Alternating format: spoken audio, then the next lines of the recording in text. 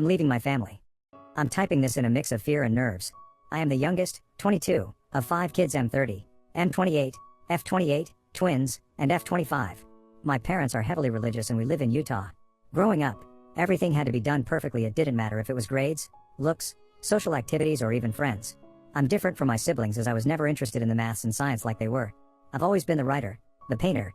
I remember once when I was 13, I made a painting of a dove in a snowy field and won first in the competition. I told my parents, who got angry that I had wasted my time with something so worthless when I should have been using the time to study. I still had A's in every class. My mother won't even say more than a few words to me. She's always seems like she hates me and I don't understand. Father burned the painting to remind me of what was truly important before taking all of my art supplies until I showed more responsibility with my time. It's been like this as long as I can remember.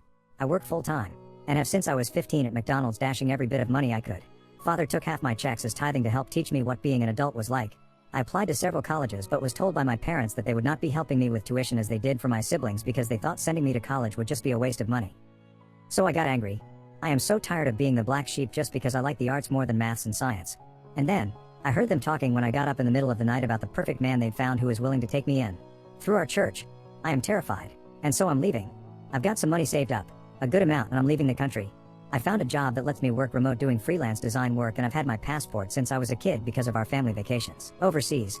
I'm taking nothing other than a change of clothes, my laptop, and important documents I took out of my father's office. I booked a flight that leaves in 5 hours and I'm never coming back. I'm not even going to take my phone since I'd need to get a new number anyway.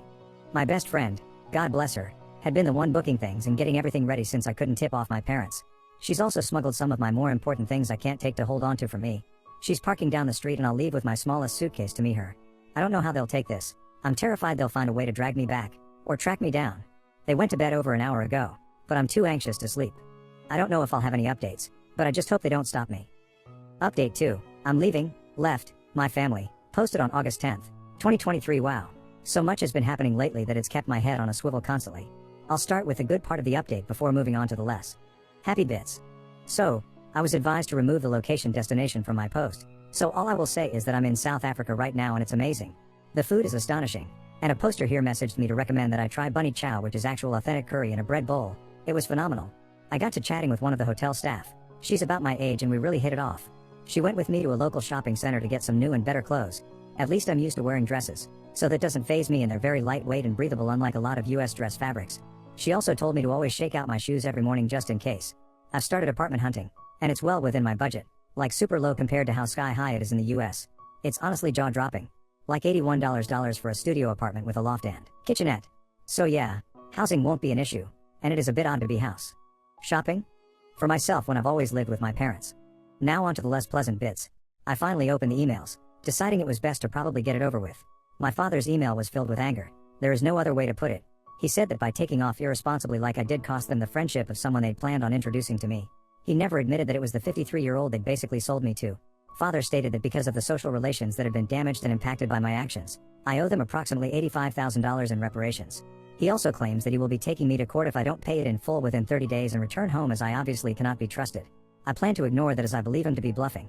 He ended his email/rant with "You belong to me, and I won't tolerate such defiance when we've put a roof over your head and taken care of you for your entire life. You were never the child we expected. It's time you make up for your deficiencies. I expect you home within the next 2 weeks." Yeah. No.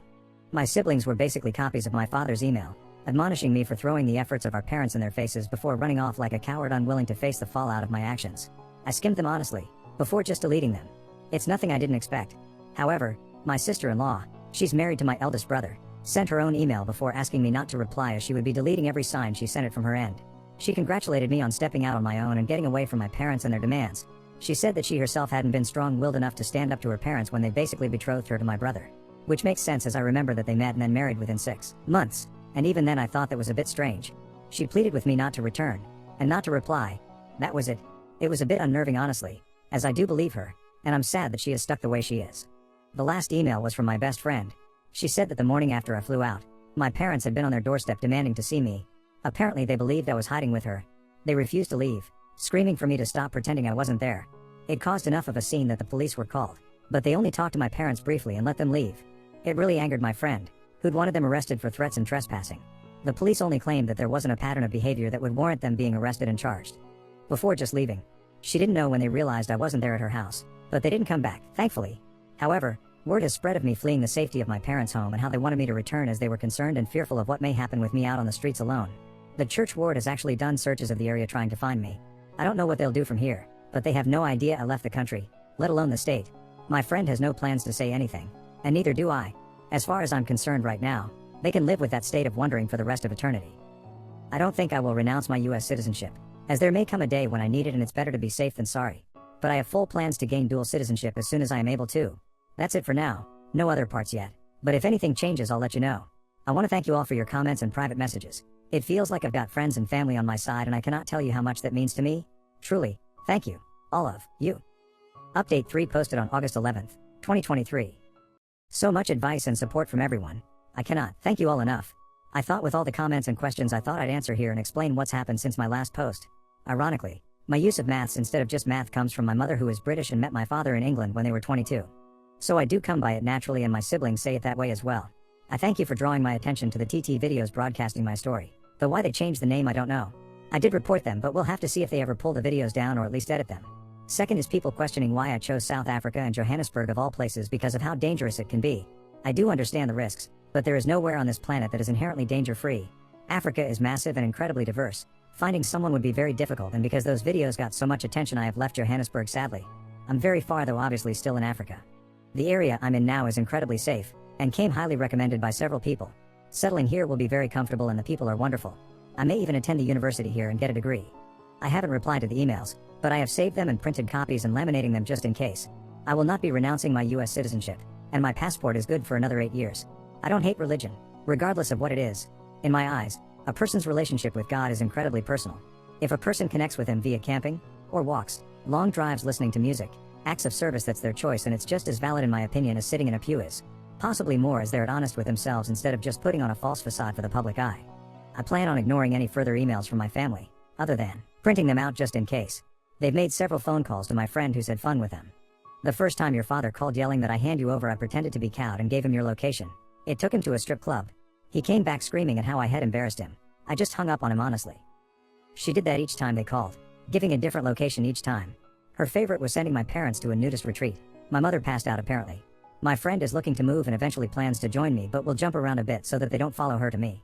I did finally read my uncle's email, but it was just a copy of my father's with the added comment that he and his fellow cops would be looking for me to bring me home safe before I got myself in trouble and hurt. I am being watchful, and I know better than to wander into dark alleyways and abandoned places. That's all I've got for now. If anything changes, I'll let you all know. It's heartwarming seeing and reading how many people are on my side and in my corner. I've actually begun printing out everyone's messages and comments to put in a binder I can look back on later. Truly, thank you all. I mean it. Relevant comment. On being forced to marry even though Oop is an adult. Op. Pressure via local church wards. It is easier to move on when I don't have them standing over me forcing their choices in place of my own. I honestly don't know if I'd be strong-willed enough to stand up to my father in person just yet. Maybe one day in the future when I know who I'm outside of what I've been forced to be. Update 4 posted on August 26th, 2023.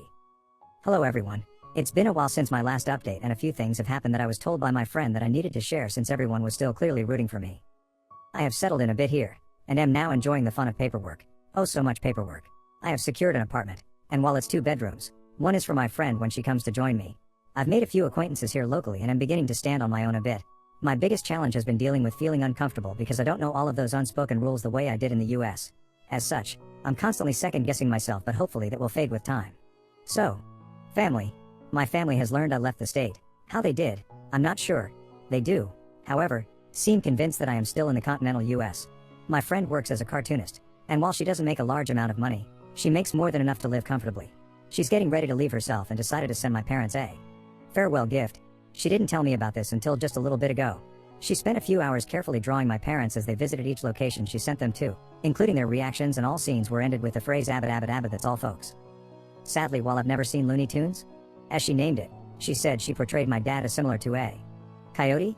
I'm still not a 100% sure what that means, but she said everyone else would. Before then ordering me to watch it. Maybe one day. She should be joining me around October 9th, after country hopping several times.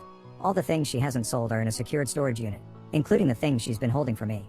The biggest revelation came after my father.